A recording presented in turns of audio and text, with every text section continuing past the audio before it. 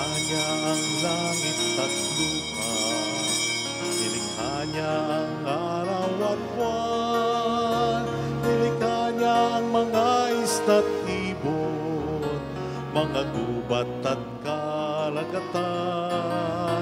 Tunay siyang banal at dakila, purihin ang kanyang ngalan. Ang lahat ng nilikha niya'y mabuti, pinagyaman niya ng lubusan. Purihin ninyo ang Panginoon, dakilain ang kanyang ngalan. Purihin siya'y awitan at papurihan magpakailanman. Purihin siya'y awitan at papurihan magpakailanman. Sa ngalan ng Ama at ng Anak at ng Espiritu Santo. Amen. Sumayin niyo ang Panginoon. At sumaiyo rin. Gunitain po natin Santo Domingo, pari na banal ng simbahan. At upang tayo maging marapat sa misang ito, alina't magsisimula tayo para sa ating mga kasalanan at pagkukulang. Tayo pong lahat, inaamin ko sa makapangyarihang Diyos at sa inyong mga kapatid, na lubha akong nagkasala sa isip, salita at sa gawa, at sa aking pagkukulang. Kaya sinasamo ko sa mahal na Birheng Maria, sa lahat ng mga anghel at mga banal, at sa inyong mga kapatid, na ako'y panalangin sa Panginoong ating Diyos. Kaawaan tayo na mapagmahal na Diyos, patawarin sa ating mga sala, at patnubayan hanggang sa buhay na walang hanggan. Amen. Panginoon, kaawaan mo kami. Panginoon, kaawaan mo kami. Kristo, kaawaan mo kami. Kristo, kaawaan mo kami. Panginoon, kaawaan mo kami. Panginoon, kaawaan mo kami. Yumuko tayo, maaaring ibulong sa Panginoon ang ating intensyon. Pagdasal natin ang mga tumutulong sa atin. Pagdasal natin ang mga OFW, ang mga may sakit at ang mga nag-aalaga sa kanila. Pagdasal natin ang mga nagdiriwang ng kanilang kaarawan, katulad ni Miss Jane Magbitang. Manalangin tayo. Ama naming makapangyarihan, ang iyong sambayanan naway tuwangan ng ulilang pamumuhay at pagdalangin ni Santo Domingo, maging tagapagtaguyod nawa sa aming katapatan sa iyo, ang namuhay bilang tagapangaral ng mga asahang katotohanan mo, sa pamamagitan ni Jesucristo, kasama ng Espiritu Santo, magpa sa walang hanggan. Amen. Ang salita ng Diyos mula sa aklat ng Deuteronomio. Sinabi ni Moises sa mga tao, isipin ninyo kung may naganap ng tulad nito, nasaksihan o nabalitaan man lamang, mula nang likhain ng Diyos ang daigdig, maliban sa inyo. Sino pa ang nakapakarinig ng tinig ng Diyos mula sa haliging apoy at nananatiling buhay? Sinong Diyos ang nananatiling buhay? Naglabas ng isang buong lahi mula sa isang bansa upang maging kanya sa pamamagitan ng pakikipagsubukan ng kapangyarihan, ng kababalaghan, ng digmaan, at ng makapangyarihang mga gawa, tulad ng ginawa ng Panginoon sa Ehipto. Ang mga pangyayaring ito'y ipinamalas niya sa inyo upang maniwala kayo na walang ibang Diyos maliban sa Kanya. Mula sa langit, nagsalita siya sa inyo upang kayo'y turuan. At dito sa lupa, nagsalita siya mula sa apoy. At dahil sa pag-ibig niya sa inyong mga ninuno, hinirang niya kayo, at sa pamamagitan ng kanyang kapangyarihan, ay inilabas kayo sa Ehipto. Pinuksan niya ang mga bansang mas malakas sa inyo upang maluwag kayong makapanirahan sa lupaing ibinigay niya sa inyo ngayon. Dahil dito, dapat ninyong malaman na sa langit at sa lupay, walang ibang Diyos, liban sa Panginoon. Kaya nga, dapat ninyong sundin ang kanyang mga utos at tuntuning sinasabi ko sa inyo ngayon. Sa gayon, mapapanuto kayo at ang lahing susunod sa inyo. Magtatagal kayo habang panahon. Sa lupain, ibinigay niya sa inyo. Ang salita ng Diyos. Salamat sa Diyos. Sa lahat ng ginawa mo, magbubulay-bulay ako. Sa lahat ng ginawa mo, magbubulay-bulay ako. Kaya aking babalikang gunitain ang ginawa. Ang maraming ginawa mong tunay na kahanga-hanga.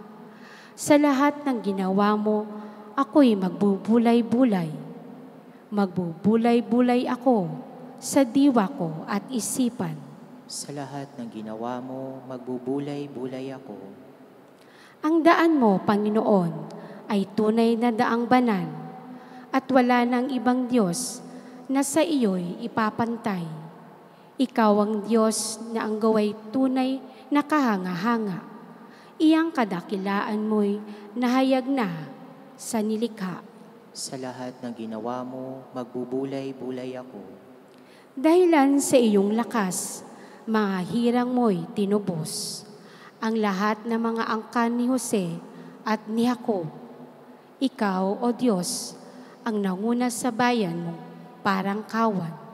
Si Moises at Aaron, yaong iyong naging kamay.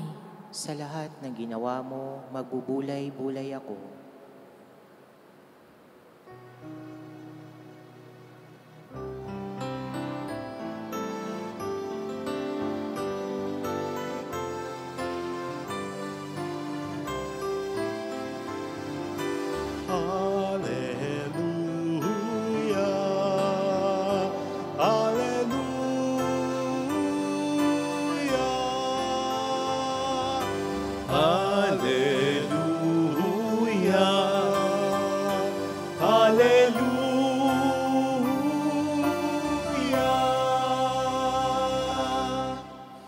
Sumainyo ang Panginoon.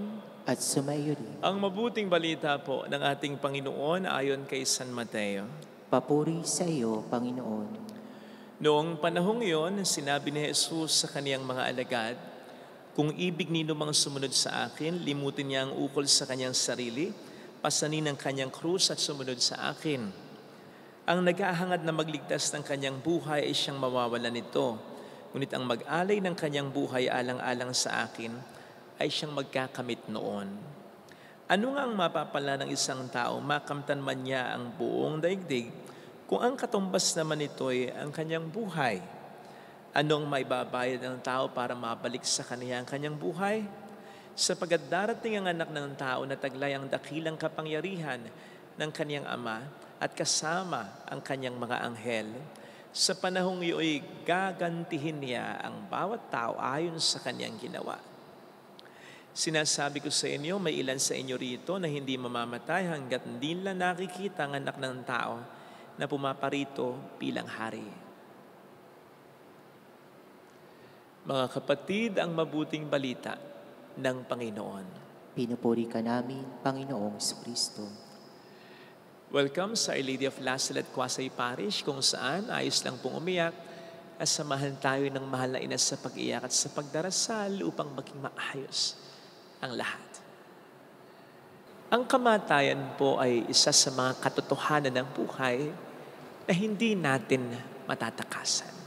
Kaya wala tayong ibang choice kung hindi ang ito ay paghandaan. At isa nga po sa magandang paraan ng paghahanda ay yung expression na sa palagay ko narinig nyo na sa Ingles na make the most out of your life. Translation ito sa Tagalog po pwedeng isulit mo ang iyong buhay. Isulit in a sense na i-maximize mo. Wala ka dapat panahon na aaksayahin. Wala ka dapat panahon na masasayang upang dumating man ang kamatayan. Anytime ay wala kang pagsisihan. No wonder ito ang isa sa mga madalas na sinasabi kapag may nagse-celebrate ng kanilang kaarawan. Make the most out of your life. Isulit mo ang iyong buhay. Kasi nga po kapag tayo nagdiriwang ng kaarawan, in fact, araw-araw na tayo tumatanda, palapit na tayo ng palapit sa pagkamatay. Kaya dapat, bawat moment ay sinusulit, minamaximize talaga natin ang ating buhay. Unfortunately, mukhang para sa mundo ay merong ibang interpretasyon dito ang maraming tao. Para sa marami, ang ibig sabihin ng make the most out of their lives ay yung gawin nila yung gusto nila. Yung experience nila, ang gusto nilang ma-experience. Yung mabili nila, yung gusto nilang bilhin. Mapuntahan nila yung gusto nilang mapuntahan. Makasama nila yung mga gusto nilang makasama. Yung ma-achieve nila, yung mga pangarap nila. Of course, hindi ko naman sinasabing matik na masama yan o hindi tama, ha? Pero, dapat din nating tanungin kung yung mga gusto nating gawin in order to make the most out of our life ay gusto rin ba ng Panginoon na gawin natin.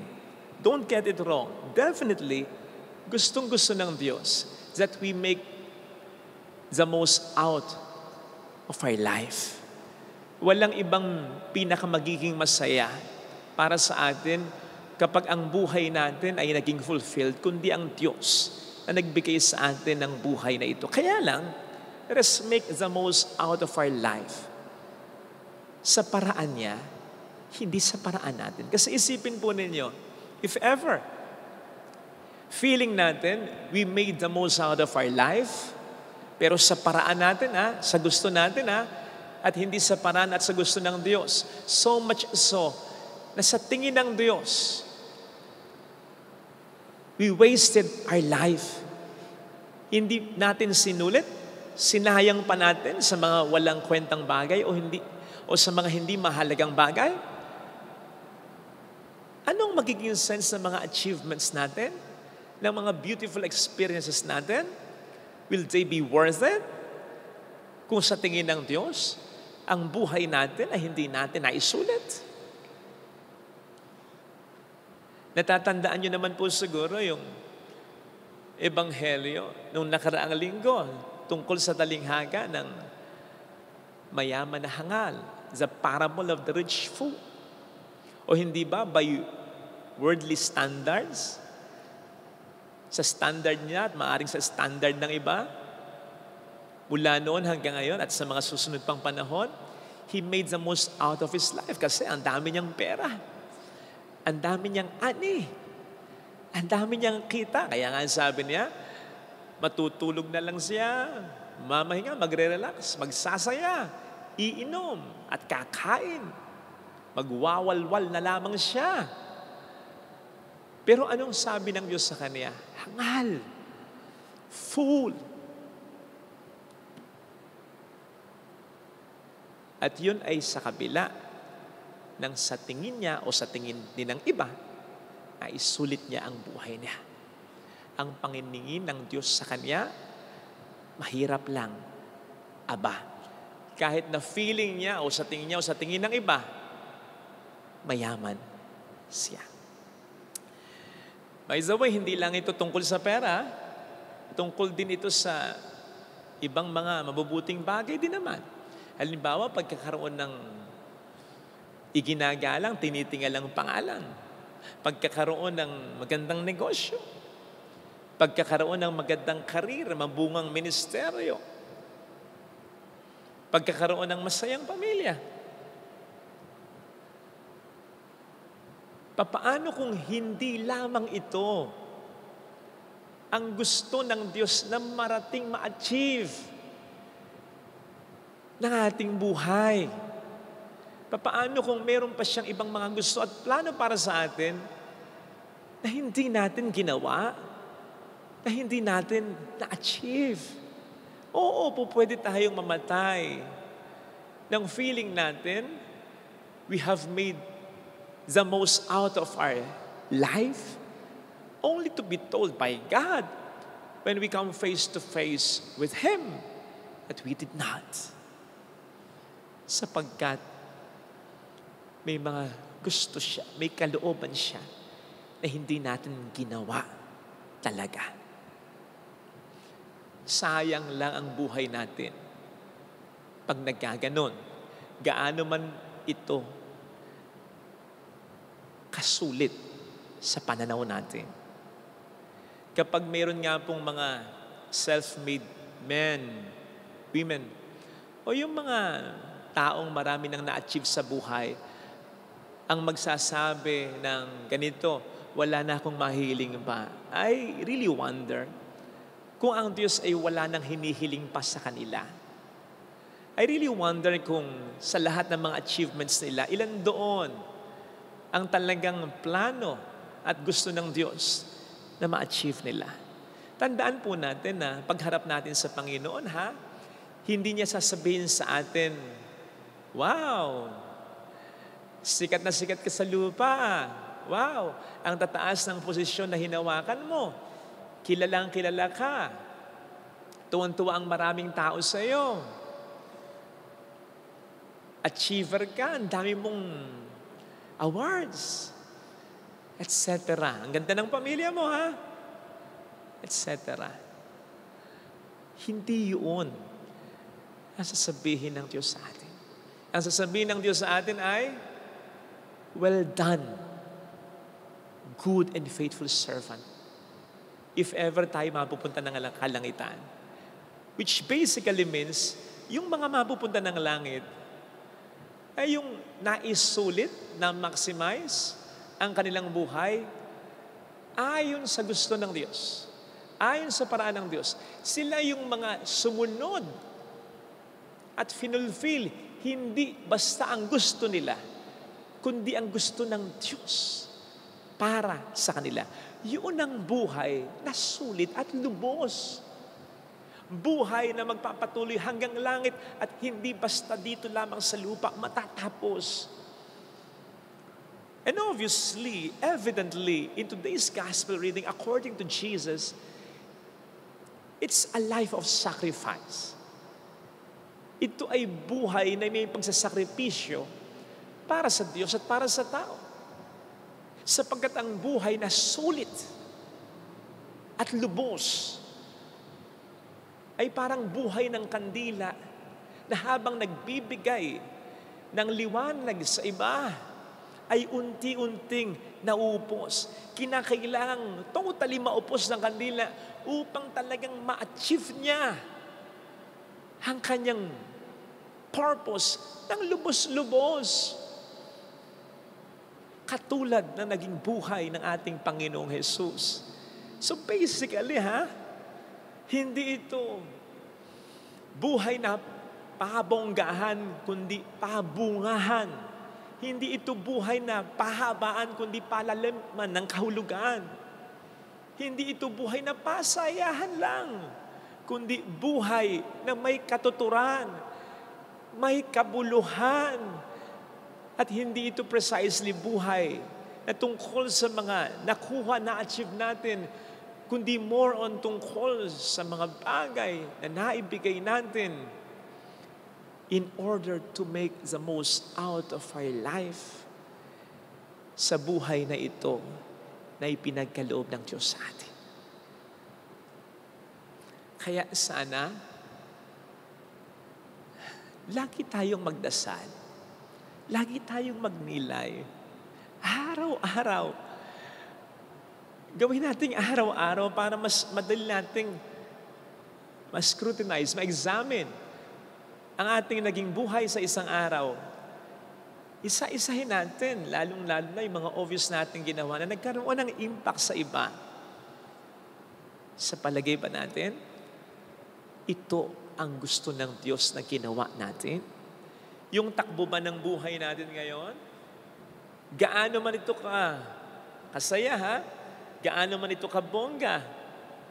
Ito nga kaya ang buhay na gusto ng Panginoon para sa atin. Let us examine our life. Kasi mahirap yung sa tingin natin, sulit ang buhay natin. Pero hindi pala, kundi sayang lang pala sa paningin ng Panginoon natin. Tandaan natin walang ibang may karapatang manghusga if we really have made the most out of our lives, kundi ang Diyos lamang. Ang Diyos lamang na siyang may bigay ng buhay natin. Ang Diyos lamang na siyang may hawak ng buhay natin. Ang Diyos lamang na po pwede talagang magdugtong ng buhay natin sa langit upang hindi talaga ito matapos.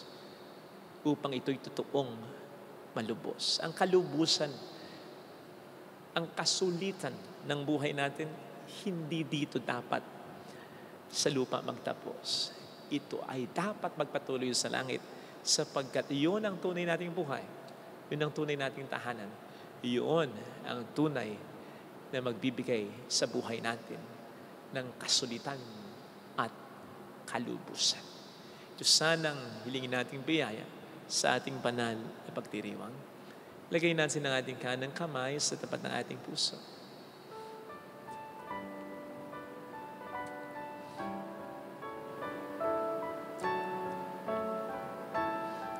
Awitin natin, alam kong may magagawa ang Diyos.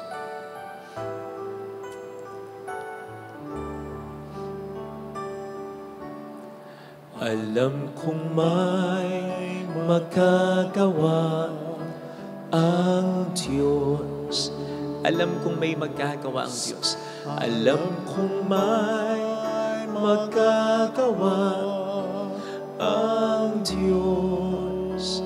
Kung ako'y magtatapat, kung ako'y magtatapat, sa Kanya'y maglilingkod. Sa Kanya'y maglilingkod. Alam kong may magagawa ang Diyos. May magagawa ang Diyos. Alam kong diringgin ng Diyos ang samo ko, sapagkat mahal niya ako. Ang samo ko, alam kong diringgin ng Diyos ang samo ko. Alam kong diringgin ng Diyos ang samo ko, sapagkat alam niya ang pinagdaraan. Kung ako'y magtatapat,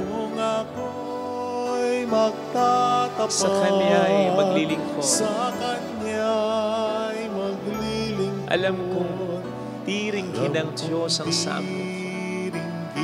Pumikit tayo at manalangin tayo. Panginoon, alam kong hindi forever ang buhay ko sa mundong ito. Maaring bukas makalawa, ako ay kunin mo na. Ako ay magsusulit na ng aking buhay sa iyo. Sana bago mangyari ito, nagawa ko na ang mga gusto mong ipagawa sa akin upang kahit na mamatay ako sa anumang estado, hindi man kilala, hindi man maraming pera, hindi man sikat, ay mamatay ako ng payapa, walang pag-aalala, sapagkat alam ko na sa pananaw mo, naisulit ko ang buhay ko. Hindi man ito popular o kaaya-aya sa paningin ng ibang tao. Hallelujah! Purihin ang Diyos. Hallelujah! Pasalamatan siya. Siya ay muling babalik sa atin. Hindi niya tayo iiwan. Hindi kanya pababayaan. Hallelujah! Purihin ang Diyos. Hallelujah! Sa takdang panahon, babalik ang Panginoon upang tayo ay kunin. Tapat siya sa kaniyang mga pangako sa atin. Sabihin mo sa sarili, mayroong magandang mangyayari sa iyo.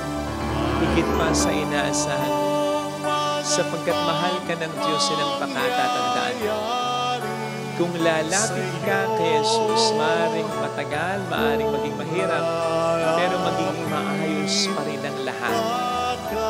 Mayroong magandang mangyayari sa'yo. Wala naman talagang perfectong tao at wala ding perfectong buhay. Ang mahalaga, dumulog tayo sa Panginoon, paggabay tayo sa Kanya sa anong klaseng buhay ang gusto niya para sa atin talaga.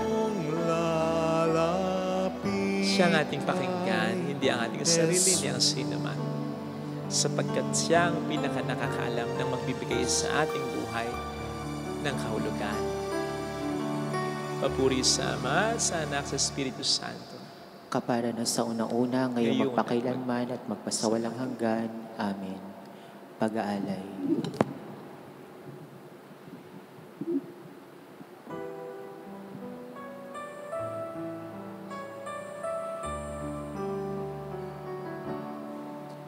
Ang tinapay na ito, sana ay basbasan mo upang ang buhay na ganap ay kamtin ko.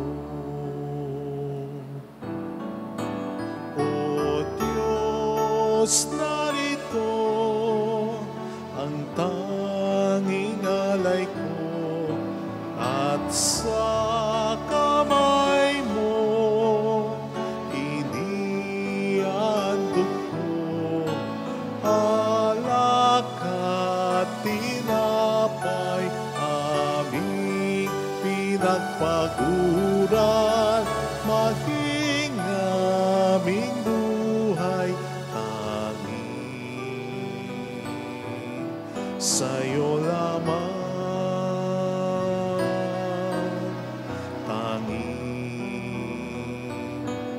Sa'yo lamang. O Diyos, narito ang tanging alay ko at sa kamay mo inihandog ko alak at tinapay aming pinagpaguran maging aming buhay tanging sa'yo lamang. Tanging sa'yo lamang. Manalangin tayo. Ang ating handog ay maging kalugod-lugod sa Diyos sa mga makapangyarihan. Tanggapin nawa ng Panginoon itong paghahain sa iyong mga kamay, sa kapuring at karangalan sa ating kapakinabangan at sa buong sabay niyang banal. Ama naming lumikha, ang mga inihahain naming panalangin ay itunghayan mo pakundangan sa pakiusap ni Santo Domingo. Sa katatagang dulot ng paghahain ito, pagtibayin mo ang mga nagtatanggol sa pananampalataya, pakundangan sa pagtatangkilik ng kagandahang loob mo sa pamamagitan ni Jesucristo at sa mga Espiritu Santo magpasa walang hanggan. Amen. Sumainyo ang Panginoon. At sumayo rin, Itaas sa Diyos ang inyong puso at diwa. itinasa namin sa Panginoon. Pasalamatan ng Panginoong ating Diyos. Marapat na siya ay pasalamatan. Ama naming makapangyarihan, tunay ngang marapat na ikaw ay pasalamatan. Ang pagkaparangal sa iyong kabutihan ay lagi mong pinapaalingaw-ngaw sa iyong sampayanan sa pagkakaroon ng mga kaanib na maaasahan at patulad mo sa pananagutan upang magbunga ang punyagi ng iyong anak na sa iyong pag-ibig kami makatulad. Ang mga banal na tao ay tumutulong sa lahat sa pagbibigay halimbawa at pananalangin wagas. Kaya kaisa ng mga anghel na nagsiawit ng papuri sa iyo ng walang humpay sa kalangitan, kami nagbubunyi sa iyong kadakilaan. Santo, Santo, Santo, Panginoong Diyos ng mga hukbo, napupuno ang langit at lupa ng kadakilaan mo. O sana sa kaitaasan, pinagpala na parito sa ngalan ng Panginoon. O sana sa kaitaasan. Ama naming banal, ikaw po ang bukhal ng tanang kabanalan. Kaya't sa pamamagitan ng iyong Espiritu, gawin mong banal ang mga kaloob na ito upang para sa amin ay maging katawan at dugo ng aming Panginoong Jesucristo. Bago niya pinagtiis ang kusang loob na maging handog, ginawa kaniyang tinapay. Pinasalamatan kaniya, pinaghati-hati niya iyon. Niabot sa kaniyang mga alagad at sinabi, tanggapin ninyong lahat ito at kanin. Ito ang aking katawan na ihahandog para sa inyo.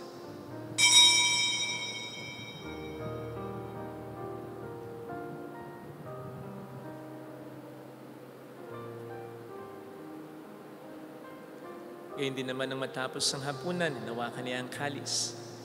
Uli kaniyang pinasalamatan, iniabot niya ang kalis sa kaniyang mga alagad at sinabi, "Tanggapin ninyong lahat ito at inumin. Ito ang kalis ng aking dugo ng bago't walang hanggang tipan. Ang aking dugo na ibubuhos para sa inyo at para sa lahat. Sa ikapagpatawad ng mga kasalanan, gawin ninyo ito sa pag-alala sa akin."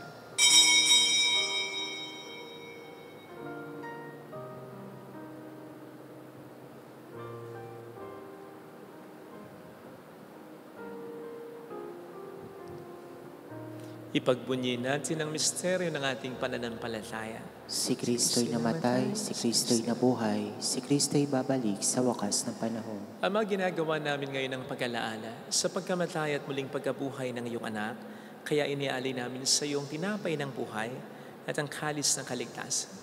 Kami nagpapasalamat dahil kami iyong minarapat na tumayo sa harap mo para maglingkod sa iyo. Sinasamo namin kami na magsasalo sa katawan at dugo ni Kristo ay mabuklod sa pagkakaisa sa pamamagitan ng Espiritu Santo. Amalingapin mo ang iyong simbahang laganap sa buong daigdig. Puspusin mo kami sa pag-ibig. Kaisa ni Leon na aming Papa, ni Dennis na aming Obispo at ang Tanang Kaparian. Alalahanin mo mga kapatid naming nahimlay nang may pag-asang sila muling mabubuhay, lalo na pong aming mga ipagdarasal. Saglit tayong yumuko habang ipinagdarasal ang ating mga minamahal kakilalang yumao.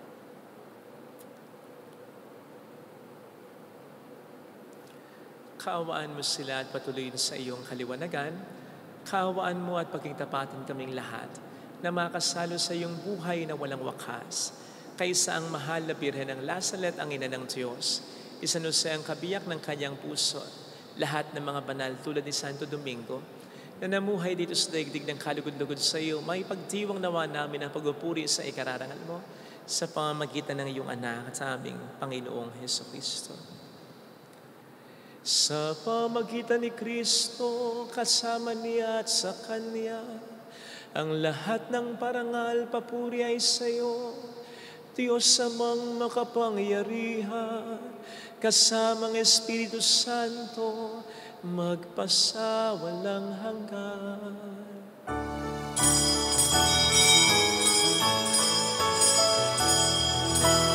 Amen.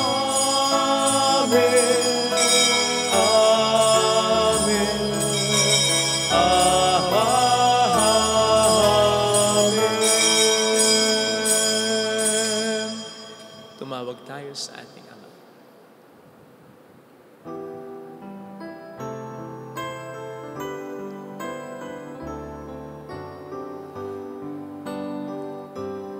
Ama namin, sumasalangit ka, sambahin ang ngalan mo, mapasa amin ang kaharian mo, sundin ang loob mo dito sa lupa para nang sa langit.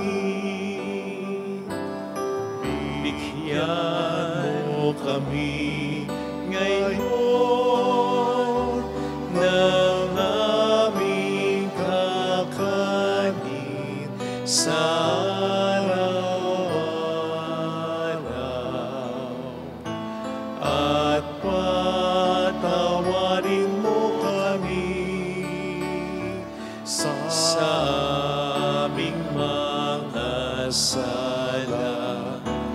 para na pagpapatawad namin sa nagkakasala sa amin, at huwag mo kami ipahintulot sa tukso, at ihadya mo kami sa lahat ng masama.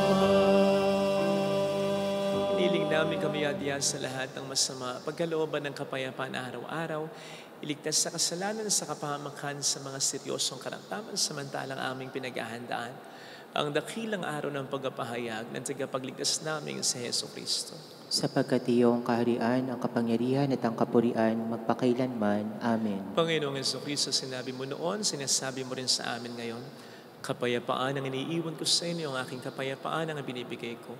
Tunghayan mong aming pananampalataya, huwag ang aming pagkakasala. Pagkalooban mo kami ng kapayapaan at pagkakaisa ayon sa iyong kalooban, kasama ang Espiritu Santo magpasa walang hanggan. Amen. Ang kapayapaan ng Panginoon ay sumainyo nawang lahat. At sumaiyo rin. Magbigayan tayo ng kapayapaan sa isa't isa. Kapayapaan. Peace be with you. Peace be with you. Peace be with you. Kordero ng Diyos Na nag-aalis ng mga kasalanan ng sanlibutan, maawa ka sa amin. Kordero ng Diyos na nag-aalis ng mga kasalanan ng sanlibutan, maawa ka sa amin.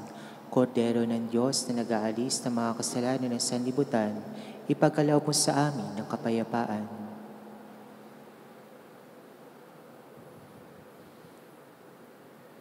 Narito sa harap natin ang Panginoon, ang ating buhay at kaligtasan.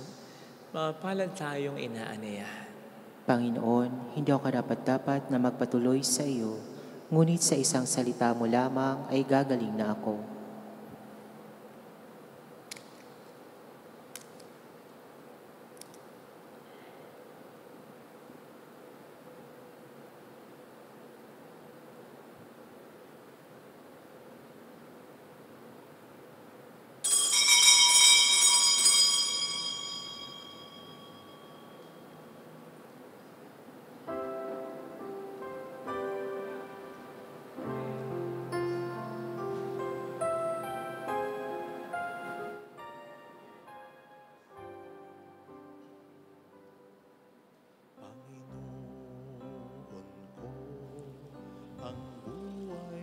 Panalangin para sa espiritual na pakikinabang.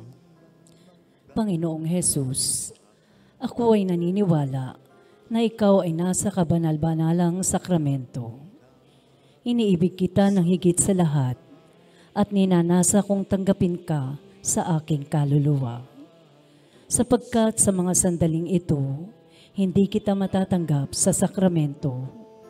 Tumuloy ka sa espiritu sa aking puso. Niyayakap kita na para bang naririto ka na. Inaalay ko ng buong buo ang aking sarili sa iyo. Huwag mong hayaang mawalay ako sa iyo. Amen. Sanang tanggapin, tanging pangarap ko, sana'y bigyang daan. Sa landas ko'y hawin ng uwawi ng gulo, ang ulap na nagsisilbing dilim sa langit ko, tunawin at gawing ulan, laan sa buhay kong tigang. Mula sa pagkakasala, ako'y muling ibangon mo, at umasa kang maglilingkod sa'yo. Tanging pangarap ko, sana'y bigyang daan. Sa landas ko'y hawin ang buwawi ng gulo, ang ulap na nagsisilbing dilim sa langit ko. Tunawin at gawing ulan, laan sa buhay kong tigang. Mula sa pagkakasala, ako'y muling ibangon mo, at umasa ka, at umasa ka, at umasa ka, maglilingkod sa'yo. Maglilingkod sa'yo. Manalangin tayo.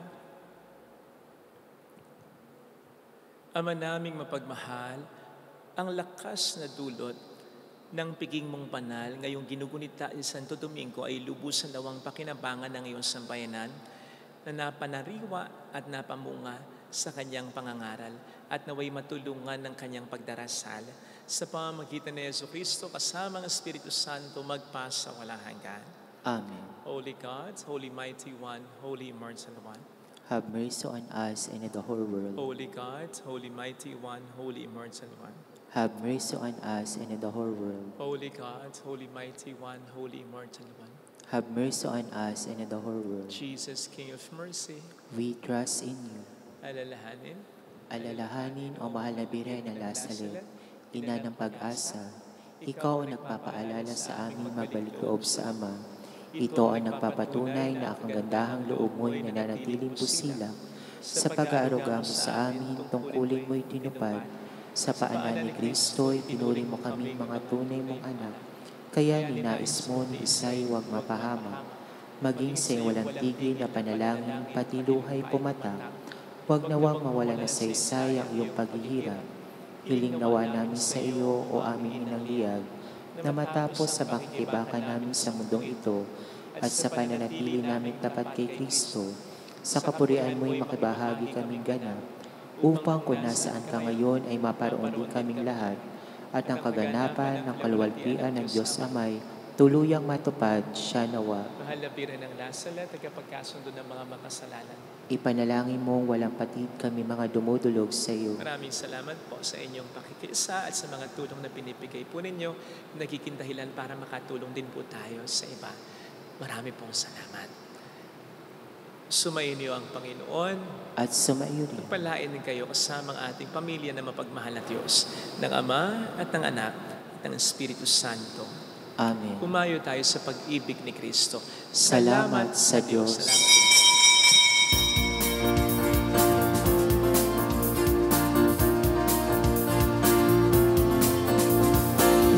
Mary, Mother of the Lord, Here's a prayer we sing to you. Let your tears discipline our minds and hearts as once they fell at Nazareth.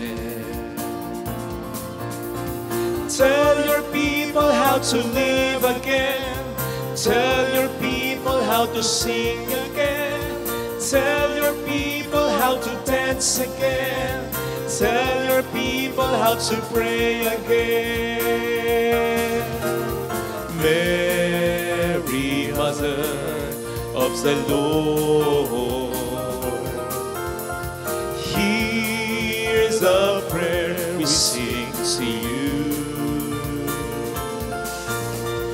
Let your tears dip in our minds and hearts as once they fell at Nazareth.